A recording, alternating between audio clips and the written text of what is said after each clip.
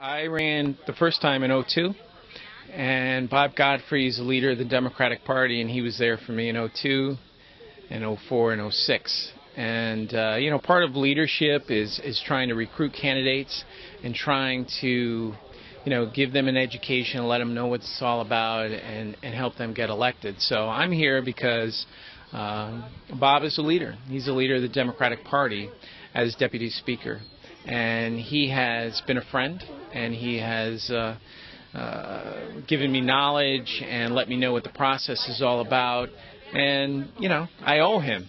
So that's why I'm here, and I'll always be here. Anything that Bob needs or wants to do, I would be supportive because he's been right on the issues and he's been a friend to the Democratic Party. I've known Bob Godfrey for a long time. Anyone who's been around Danbury knows he's a household name. I'm here to support him. He's a great Democrat, a great guy, a real product of our city. He's done a lot of good for the city of Danbury over the years. He's brought back a lot of state tax dollars, reducing our property taxes, providing us with property tax relief, the best education system that we can provide. Bob's just been an advocate for Danbury for so many years, and a longtime friend of mine, and I'm just glad to be here to support him. Well, Bob and I have been friends, and we've known each other for most of our lives. And aside from that, I have always supported Bob's political efforts.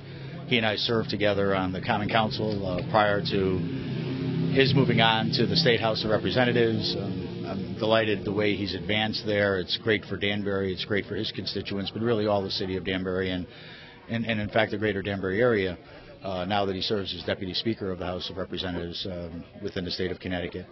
And so I'm just delighted at the work he does. His position on the issues makes all the difference in the world, Al, I think, for Danbury, the constituents he serves, and frankly for the state of Connecticut. He's, very dedicated to his constituents. His constituent service is outstanding. And he's really there for his interests coincide with those of his constituents. He's very dedicated to issues that affect seniors, con-pace, veterans tax credits, tax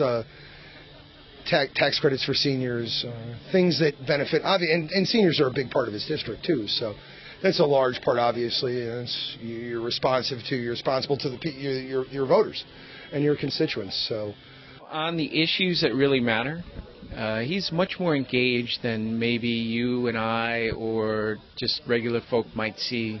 As a Deputy Speaker, he has really understood and absorbed the process. And he used his knowledge of the process more than any other state representative in the House of Representatives. And he uses that to our benefit. So when it comes to working people, when it comes to the minimum wage, he uses the process to our advantage to make sure that this is a bill that is going to get passed, and it's through his leadership that it gets through the committees, and it's through his leadership that it hits the floor. And then he knows every state representative out there and what they're going to do and how it's going to work. And more importantly, he knows what the Republicans are going to do. And he uses parliamentary procedure to make sure that our key initiatives, our key issues get through the House. And so, that is extremely valuable. We can all pontificate, but Bob gets it done in terms of process. So if it's a seniors issue, which is extremely key for him, I know, he makes sure that in screening, which is reading the bills and making sure that the bills are properly vetted so that they don't get kicked back, he does that part. And then on the floor, he manages the floor very well. So what I would say is that Danbury as a whole, not just the 110, but the 2nd and Tabersack's district and Malillo's district, who's running against Geigler, we are all at an advantage because Bob is in leadership and Bob is managing the floor and managing the process. Bob is one of the most knowledgeable people in the state capitol on the legislative process. And it's truly an asset for the legislature in general to have him up there. His institutional knowledge, his ability to make good ideas become good legislation is truly unique, and it's a credit to his work ethic, his intelligence, and his love for his job and what he does for people. So I would have to say that he really stands out in my mind in that perspective. Bob is extremely knowledgeable and well-versed at making the process work. And he, as a Deputy Speaker of the House of Representatives, is responsible for, in fact, making the process work, moving bills through the screening process, through the various committee levels, bringing them to the floor for consideration for them being enacted into legislation. So, Bob's just ability and knowledge of state government is a real advantage for all of us.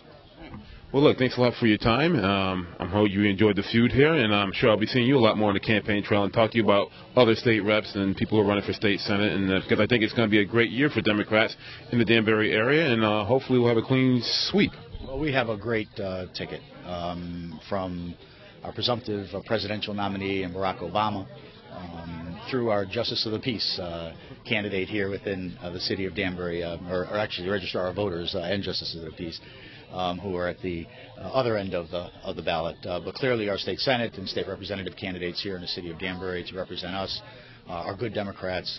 I believe represent the best interest of the people of the city of Danbury, and I hope they're all returned and or elected to be able to represent all of us come November. Let's talk a little bit about yourself. You're running for office again, and let's talk about what you've done for Danbury in the past session in the House and why people should vote you back in for another term. Well, take a little longer view.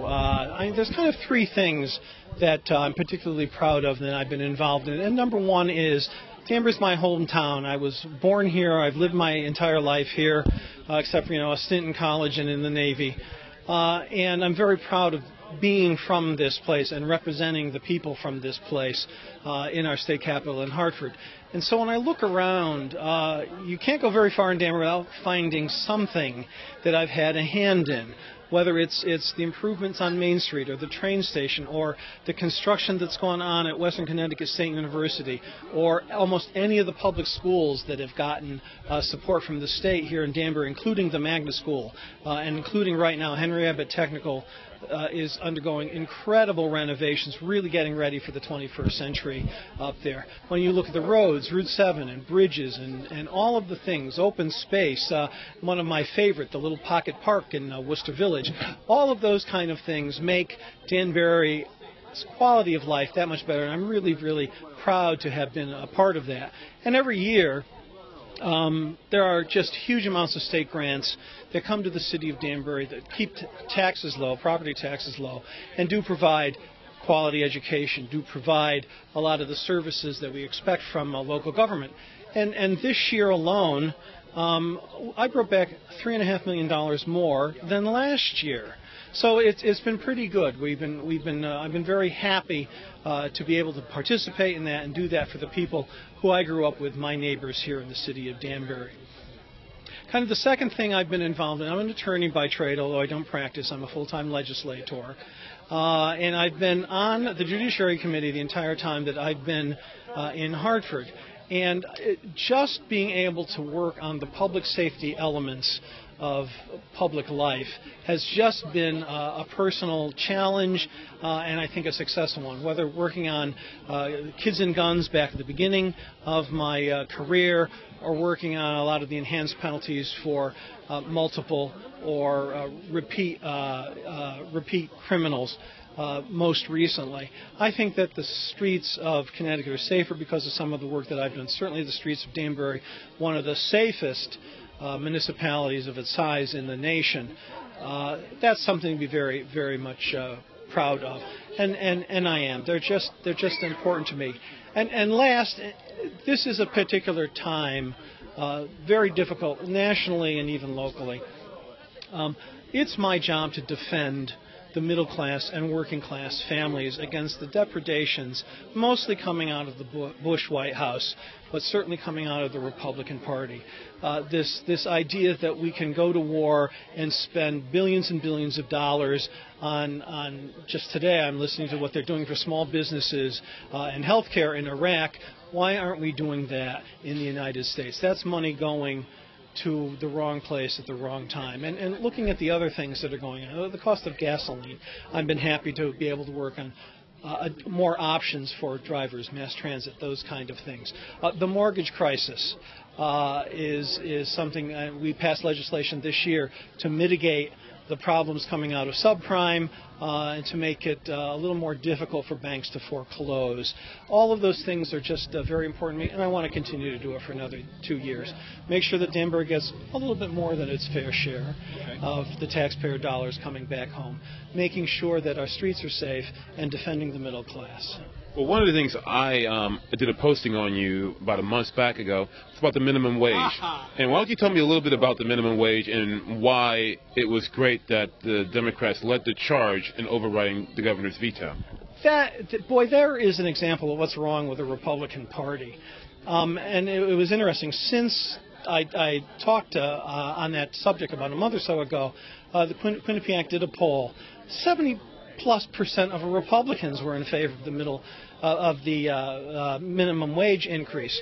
We're going from $7.65 to $8 an hour on January 1st of next year. If you're working a full-time job at minimum wage, it's another $728 a year that you have to earn. You're not borrowing it from China.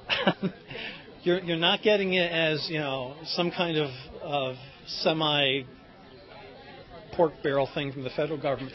You actually have to earn it. And it's the right thing to do. I think work is what gives us dignity and should be rewarded. And while I'd be happier to see the wages even higher, I'm a big proponent of a living wage, one that gives you enough money to be able to actually live, have a place to live, have shelter, be able to feed your family, be able to clothe them. This is a step in the right direction. And it's just an example of the attack on the middle class and working class people that I think that the Republicans are completely wrong on, and I'm going to continue to defend people. Okay. One quick point. Let's back again on this session. What do you think is your greatest accomplishment in this past session? Personally, working on a lot of that criminal justice stuff, on the two strikes and you're in bill, creating the home invasion, but also eventually people finish their term and they get out of jail. And if you just dump them on the street in front of a homeless shelter in a big city, you can almost guarantee they're going to be back in jail. That's very expensive. It costs more to keep someone in jail for a year than it does to send them to an Ivy League university here in Connecticut. That seems to me to be a bad way to spend taxpayer dollars, when for a lot less, if you work with them to provide a place to live, get a job that, again, gives them that dignity of of being able to say they work as part of their identity. We know it works. There's an organization in the Hartford area, CRT, that actually has a program that runs this for about 20 to 25 people who are getting out of prison. Yes, some of them do turn back to crime, but it's at about a 23 to 25% rate as opposed to a 75 to an 85% rate. These things work, they're cheaper, they save taxpayers money, they save lives in the sense that people are actually earning a living and being a productive part of society. So I think we need to be more of that, and I'm sorry to see that Governor Rell is trying to cut those things after all of this publicity on her part.